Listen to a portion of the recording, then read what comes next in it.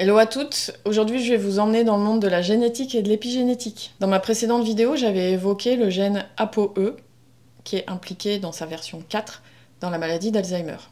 Je vous avais aussi parlé de l'influence de l'environnement sur l'expression génique, on appelle ça l'épigénétique. Aujourd'hui, on va parler de tout ça un peu plus précisément. Avant d'entrer dans le vif du sujet, n'oubliez pas de vous abonner à la chaîne si le contenu vous parle et n'oubliez pas d'activer la cloche pour ne pas louper les prochaines vidéos. Alors d'abord, je voudrais vous faire un bref rappel de ce qu'est la génétique. Donc la génétique, c'est la science qui étudie les gènes. Les gènes, ce sont les petites unités d'information qui sont présentes dans nos cellules, plus précisément dans le noyau cellulaire, dans l'ADN. Nos gènes sont hérités de nos parents, ils jouent un rôle crucial dans la détermination de nos caractéristiques, et ça va de la couleur des yeux jusqu'à notre susceptibilité à développer certaines maladies. Et donc pendant longtemps, il y a eu cette idée un peu de fatalisme génétique. Parce que quand on a découvert tout ça, on s'est dit, bah oui, mais si les gènes sont comme ça, je suis un peu condamné par mes gènes finalement.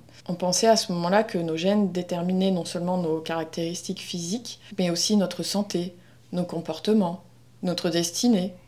Et on pensait qu'il n'y avait pas possibilité d'y changer quoi que ce soit. Mais maintenant, il y a un autre concept qui émerge, qui est l'épigénétique. Et ça, c'est une notion qui change tout. L'épigénétique, en fait, ça explore comment des facteurs externes, des facteurs de notre environnement, peuvent influencer l'expression de nos gènes. Donc ça va modifier l'expression de nos gènes, mais sans en modifier la séquence, c'est-à-dire sans modification de l'ADN, pour parler autrement, c'est-à-dire sans mutation génétique. Et on sait maintenant que des éléments tels que l'alimentation, le stress, l'exposition à des toxines, ça peut activer ou désactiver certains gènes. Et c'est pas une vue de l'esprit, il y a réellement des réactions chimiques qui vont permettre d'ouvrir ou de fermer la séquence ADN.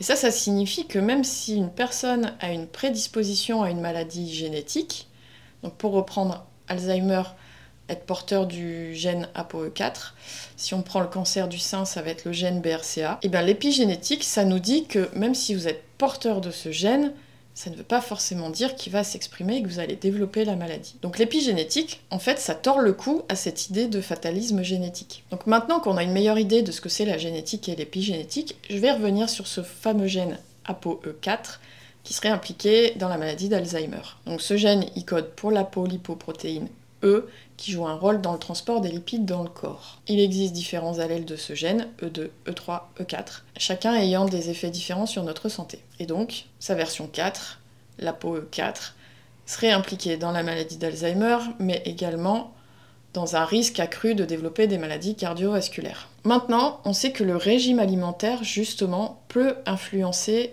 le développement de ces maladies chez les porteurs de ce gène. Comment ?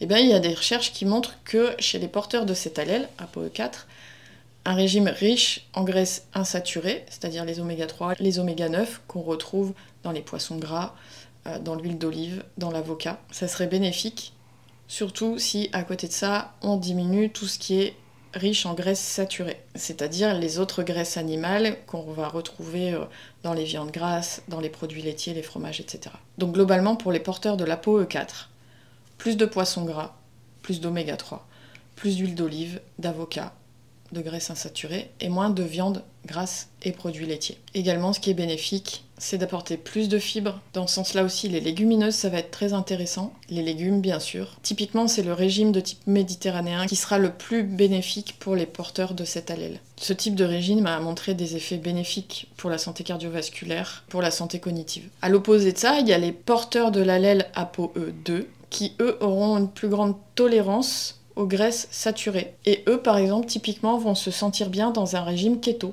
de type cétogène. Par contre, leur tolérance aux glucides semble plus faible. Donc les porteurs de l'allèle ApoE2, s'ils ont une alimentation plus riche en glucides, développeront peut-être plus rapidement, par exemple, un diabète de type 2. Et les porteurs de l'allèle ApoE3, eux, ils se situent quelque part entre les deux. Donc un régime équilibré sera parfaitement adapté pour eux. Voilà comment l'épigénétique peut directement influencer l'expression du gène ApoE, mais aussi comment elle peut influencer indirectement ses conséquences physiologiques. Donc vous comprendrez aisément que quand on connaît son statut génétique, ça permet d'adapter son mode de vie et notamment son alimentation à nos besoins spécifiques. Ça permet de faire la prévention. Et ça illustre parfaitement comment la génétique et l'épigénétique interagissent. Il faut vraiment prendre conscience que nos modes de vie et nos choix alimentaires peuvent directement influencer l'expression de nos gènes. Vous avez littéralement votre destin entre les mains et c'est à vous de jouer. En tout cas, j'espère vous avoir convaincu de ça. Merci d'avoir regardé. En tout cas, si vous avez apprécié cette vidéo, n'hésitez pas à la liker, n'hésitez pas à la partager à quelqu'un qui en aurait besoin. Donnez-moi vos réflexions en commentaire, restez curieuse. Et moi, je vous dis à la semaine prochaine pour une nouvelle vidéo. D'ici là, soyez douce avec vous-même.